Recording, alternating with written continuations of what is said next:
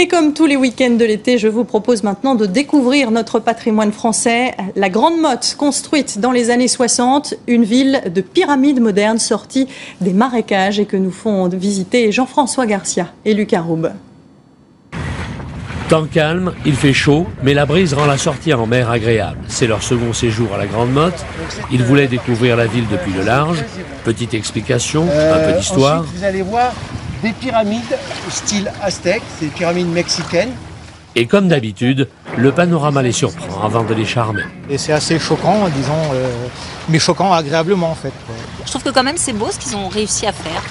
Le fait de sortir comme ça des immeubles, des marécages. Car au début des années 60, il fallait aménager le littoral. C'était la grande vague du tourisme de masse. Et comme l'explique Sabine à ses visiteurs, avant la pose de la première pierre de la ville, il n'y avait rien ici. Il faut imaginer des vignes, des asperges, du vent et 40 espèces de moustiques. En fait, une ville créée sur des marais. Son architecte, Jean Balladur. Il a carte blanche à l'époque pour imaginer une station balnéaire de caractère. Son choix, des pyramides au sommet tronqué. Un style que Richard Félicès souligne avec délectation au pied de la plus emblématique d'entre elles.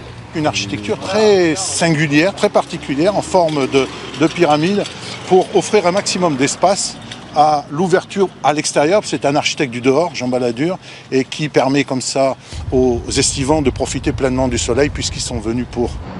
Résultat du béton, certes, mais noyé dans la végétation. Les espaces verts couvrent 70% du territoire de la commune. Du coup, en dehors de la plage, même au plus fort de la saison, pas de sentiment d'enfermement. La lumière est partout. Parce que n'oubliez pas qu'il y a quand même 120 000 touristes l'été. Est-ce qu'en ce moment, vous avez l'impression d'être gêné? Non. Hein? En tout cas, ceux qui apprécient le plus, apparemment, sont les 9000 habitants de la station. Quand on y vit, on aime. Un climat exceptionnel. Oui. Voilà, ça c'est important. C'est le soleil ici. C'est le soleil, voilà. Moi je ne partirai pas. Non, j'y suis bien, puis avec mon commerce, écoutez, c'est que mieux.